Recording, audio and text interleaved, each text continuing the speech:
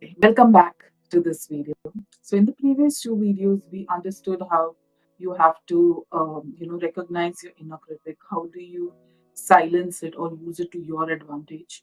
Next, we also saw that how can we develop compassion for ourselves. On this journey, self-compassion is a very important aspect or a skill that we have to develop. Next, we will see how can we embrace our strength and use them to our advantage. Now, what do you think is strength? So, when I ask people, most of us would say strength is your ability to lift things or it's basically your physical strength. But no, and some of you would agree here that it is also your mental strength. It's also your qualities or attributes that you are born with. Okay, so now let me just take you through four strength that we all have. So it could be your qualities like being good natured, being helpful. So these are your qualities. Characteristics are attributes or qualities that stand out. You could be somebody who is principle, somebody who follows a certain principle, has a value, and no matter what, you would never compromise that. So that's a characteristic. Abilities. Now, abilities could be anything that you are born with, something that you can do.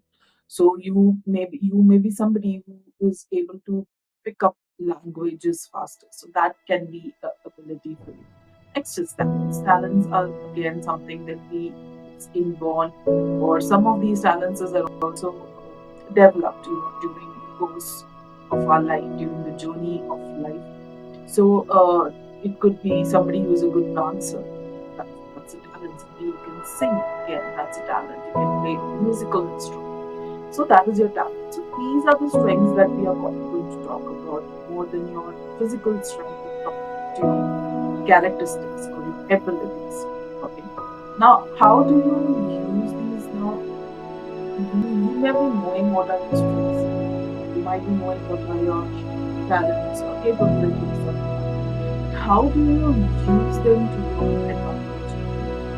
So here there are four steps that I would like to take you through. First is self-reflection. Now, self-reflection is a very powerful thing. Self-reflection is very important.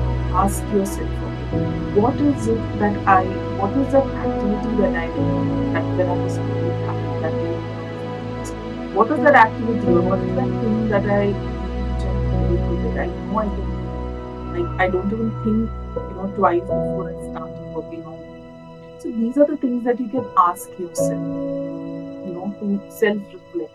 Also, another thing that you can ask yourself while you are doing self reflection is understand the emotion that you displayed, that you were undergoing at that time. So, for example, let me give you an example.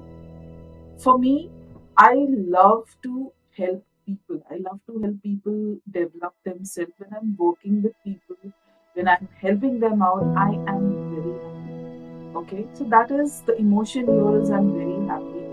I feel satisfied if I'm able to help even one person. So that's a self-reflection. So similarly, take some time out, sit and think what is that activity that you were doing when you felt okay, I'm feeling very happy now. Or what are the activities that you do? What are the emotions that you felt when you were doing those activities? Those are very important. Next is seeking feedback. Now, see, we cannot do things in isolation. Your self development, your self improvement cannot happen in isolation. You need to seek feedback. And seeking feedback, what it does is it also gives us a confirmation or a sign saying that okay, you're doing in the right direction, or no, I'm straight from the direction. This is very good. So do not think that okay, if I seek feedback, it will be considered as a sign of I'm not confident of myself. A person who wants to grow, who has a growth mindset, will seek feedback because we do know that we may not always be correct. We do need that that third eye perspective or that second person perspective to understand if we are on the correct direction or not. Okay, next is reflect on your life experiences of success. Just like I said about the self reflection, also think what is it, what are the activities or what are the experiences that you had which made you feel good, which you felt, okay, I have done this, I could do this easily. This was something that, you know, Hindi में बोलते हैं my okay. So reflect on your experiences, what you were doing, how did you do it. See, it's not only what you were doing, how did you do it also matters. Okay, because like let me give you an example. It could be an example of see, I'm not an artist, but it's just some of this to make it simple. So there are people who there are different mediums of art. Some people like to sketch. Some people like painting, and drawing. You have different medium that you use. You could use oil painting. Somebody could be oil painter. Somebody could use charcoal to paint. Now, not necessarily just because I'm an artist doesn't may not mean that I will enjoy all these things. There are people who do enjoy, but there may be people who enjoy just one particular form, which gives them that satisfaction, which they feel comfortable, which using which they experience that feeling. So it's important that you not only reflect on what is it that you were doing, but also how were you. And next, now you have identified your strength, or you have kind of got an idea of, okay, this can be my strength. Now, what are the strategies that you can use to ensure that you're using them to your advantage? Okay, see, identifying strengths is not the only thing here. It's the it's identifying it through different methods. Okay, you know this is my strength, but unless and until you use it, you put it into practice, it's not going to help, right? So let's look at some strategies that you can use. Okay. So the first one is to understand your strength, to use it to your advantage. Self acceptance is a very important thing. As long as I don't accept myself the way I am, it will not be possible for anybody else to accept. Okay. And on this journey, self acceptance is an important thing. Self love is self acceptance. You accept yourself the way you are. Next is you have to embrace a growth mindset. Now, what do you mean by it's an it's an intention to learn, it's an intention to understand things more, it's an intention to do better. Okay.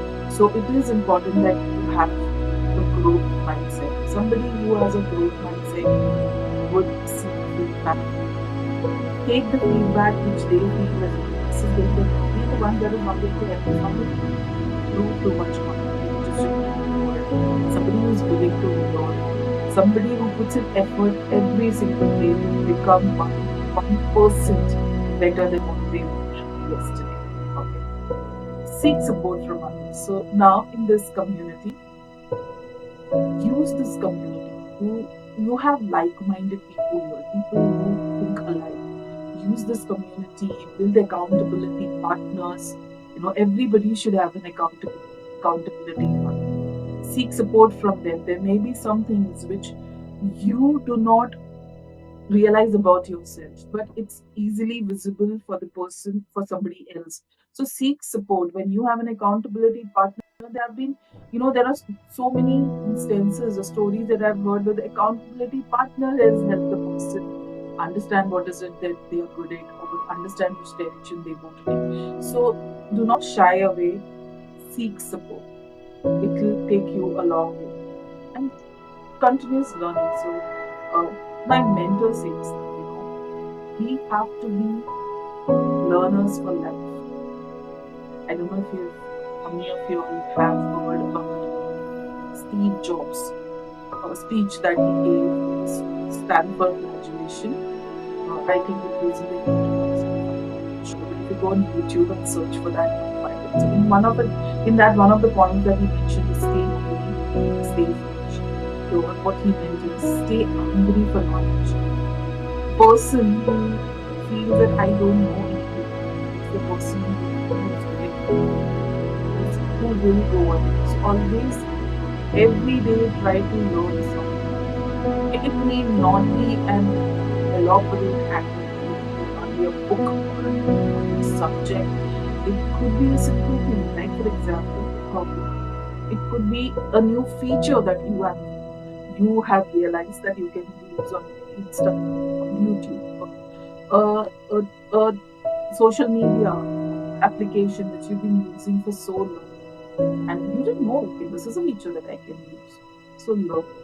And for those of you who have kids, try to imitate them. Kids always are curious about things. They never settle for, you give them a toy, the first thing that they do is they break it apart, and they want to know what is in that. They may not understand a thing, so that is, they are curious. So be curious. Always be willing to learn.